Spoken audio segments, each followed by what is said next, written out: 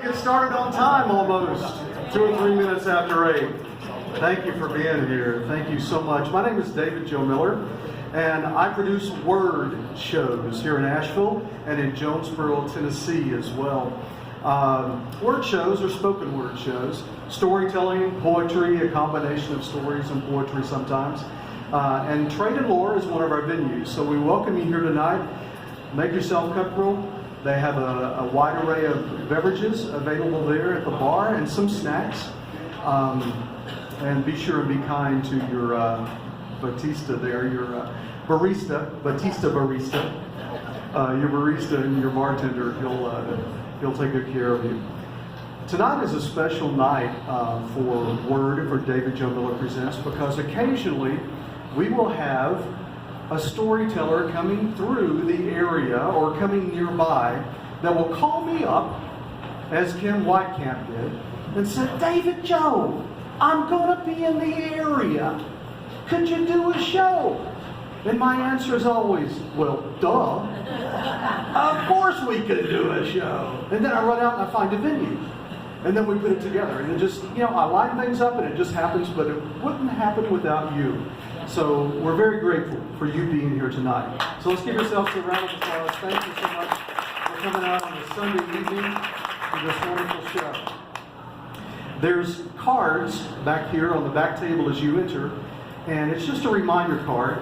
You'll see that it has a microphone on it, a beer, and a smoking cigarette on a stool. This represents spoken word, and this photograph was taken over in Johnson City, a little venue over there.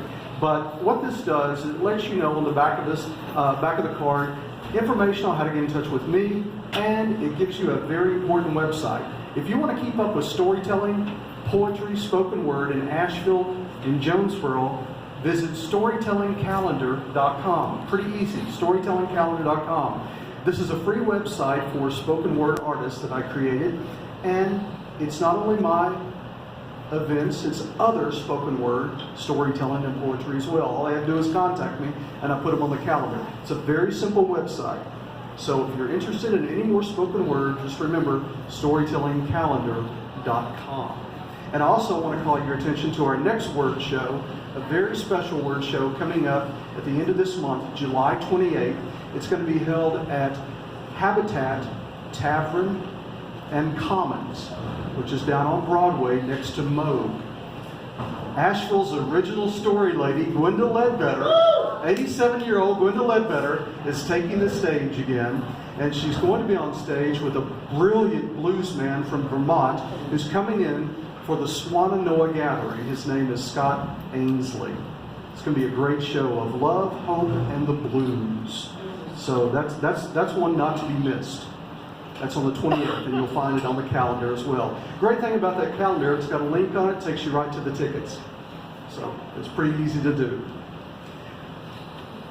Back, gosh, I forget how long it was now. It was probably definitely in the 90s, probably the early 90s. David Holt asked me to open for him at the Smoky Mountain Storytelling Festival down in Gatlinburg, Tennessee. David Holt! Have you ever heard of that guy? Yeah. It was wonderful. I opened for David Holt, and I got to tell stories to his audience. And something happened to my career shortly after that. There was a little boost in my gigs, in my events around the Gatlinburg Pigeon Forge area, because people got to hear me that normally wouldn't get to hear me. They were there to listen to David Holt. So ever since then, I've been paying it forward. And when we have an internationally known storyteller coming through, I like to hire a regional or local storyteller to open for them as well. The Asheville Storytelling Circle is a wonderful organization to be involved in. And I was listening to stories at the Asheville Storytelling Circle, and this guy gets up there with this beard and this gravelly voice, and he gets up in front of everybody, and you have to imagine, now just picture this, there's no microphone, you're in a community room of an apartment, and there's no stage. He walks right up there like he'd known me for 30 years. And starts telling me a story, so comfortable, so at ease. And I thought, damn, this guy's pretty good.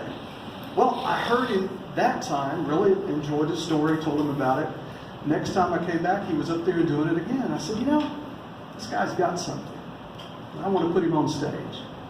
So when the opportunity arose to have Kim Whitecap in the area, I thought, this is great for Chester Allen.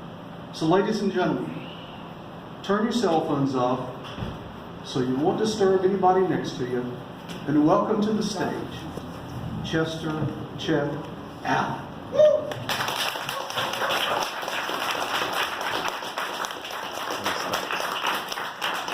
Thank you so much. Good evening. Where I come from, I'm going to leave the singing to somebody else.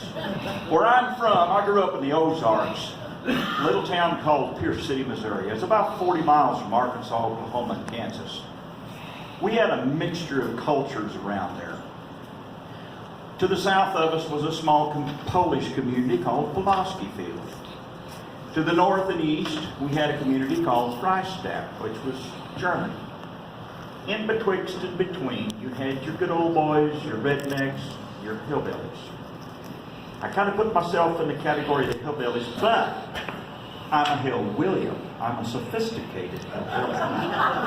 Now, if you could take those three categories and put them in a bag and mash them up and stir them up and just blend them all together and pull one person out, I start my story with that one person. His name was Groundhog Parmalee. He was about 5'8", spook-shouldered, had a little bit of a pose, had a shirt and smokes, tobacco juice running down the corner of his mouth, stinging right down the middle of his stubble. Never did see him clean shaved. He wore key brand herringbone pattern overalls. Now, for you folks who don't know what herringbone pattern is, it's dark gray and white stripes about the size of a pencil. Now, overalls have got the bib on them, got the straps over the shoulder, got all the pockets on the front, got the watch pocket or your pocket watch and the fob and the little loop up there to put the fob on.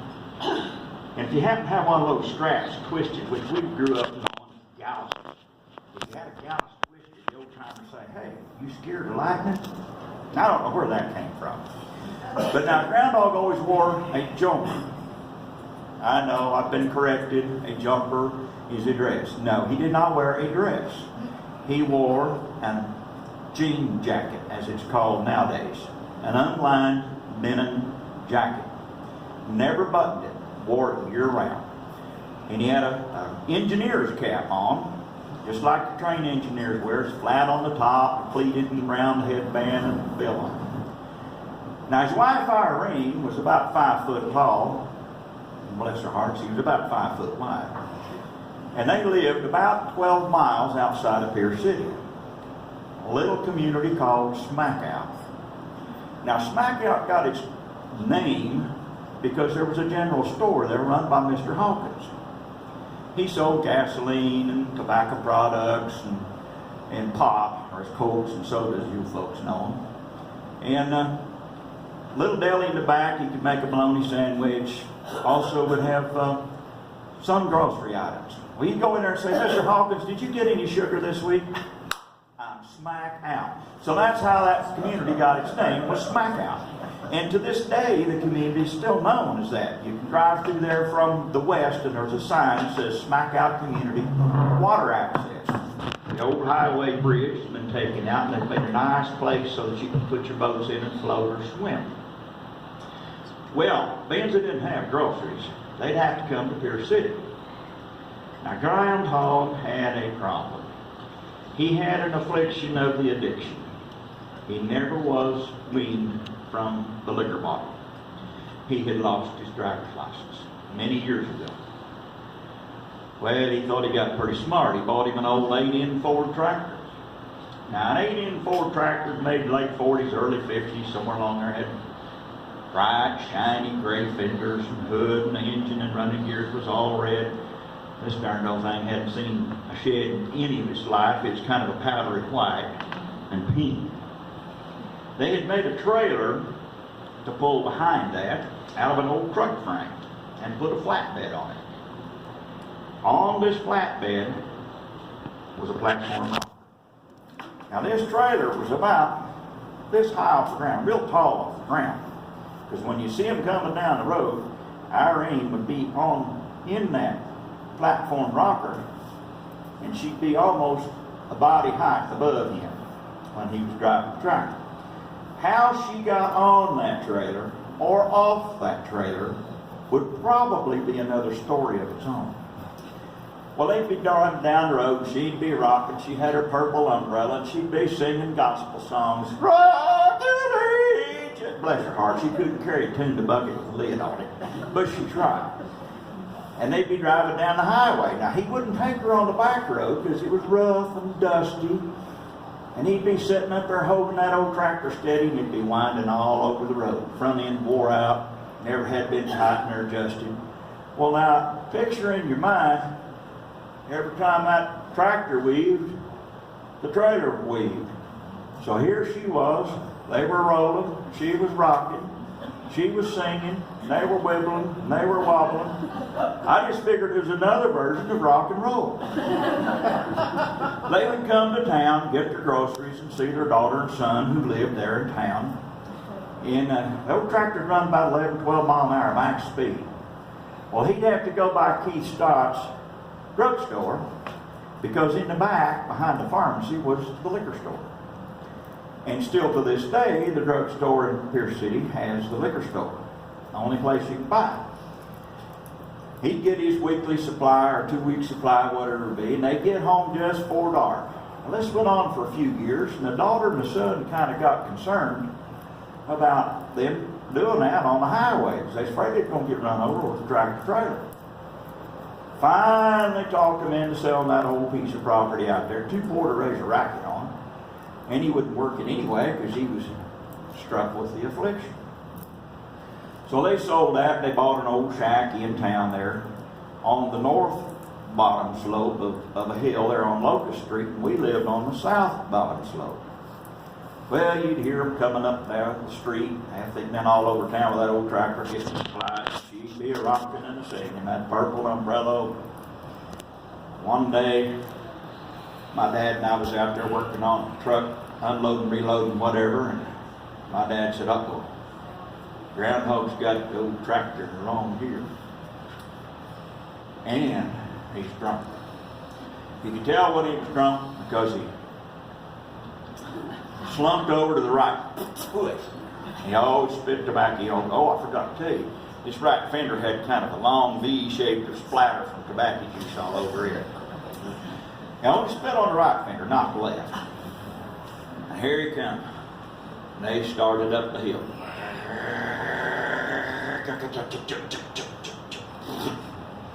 Died and jackknifed the trailer. He got it started. Yeah, jackknifed the trailer. The third time he did that, that umbrella was folded up. It was swinging in the air, jabbing at him, and I guarantee you she wasn't singing gospel songs at that point. He got her down in low gear, and he got wound it up. Got it over the top. You could hear him brace at the bottom. It's a wonder that old tractor hadn't blown all to pieces.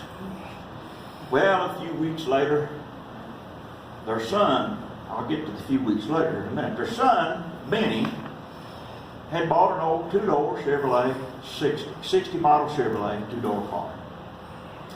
Now you remember the fins come down, had a flat in the middle. The color was a brown, orange, rust, tan, bronze. It looked rental. It never had a car wash to it. So it looked like a rental color. Well, had an old 283 V8 in there, and he'd taken all the exhaust off of it. Run straight pipe. You could hear him all over town.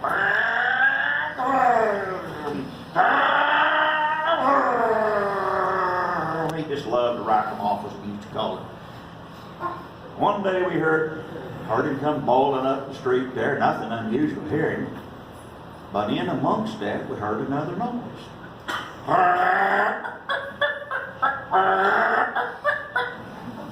Looked around and then we heard a third noise.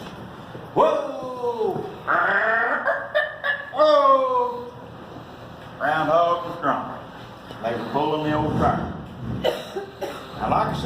top speed of the old tractor was only 11 or 12 miles an hour. And here he is, a bull at about 30 miles an hour, and groundhog had it in gear. And he was running so fast that one wheel was turning backwards and bouncing. And that's what the screeching was. Well, now, Benny all of a sudden realized Pops wants to stop. He stopped. Now, folks, you don't pull a piece of equipment like that with a 6-foot log chain. Even a sober man can't react that fast. Bloop. He hit the back of the car, rolled him out over the top, onto his feet, his jumper just a-flopping. He and Benny, who had the same affliction as Dad, apple hadn't fell far from the tree, looked like two sloths out there trying to fight. Slow motion. They were shoving and trying to hit and trying to push. But they could cuss real good. They finally got their differences settled, and now they were in a mess. Here the old tractor set up on the back of the car, oiling in the freeze running out of it. They thought they'd pull it, and they tried to pull it, the steering wheel just turned, did nothing. They finally forced it around the corner into the daughter's piece of property there, and it sat there for about 2 years before it got hauled off. Well, now Benny had to haul Irene and Groundhog around for their supplies. The next big mystery was how in the world she always got in the back seat of that 2-door Chevrolet.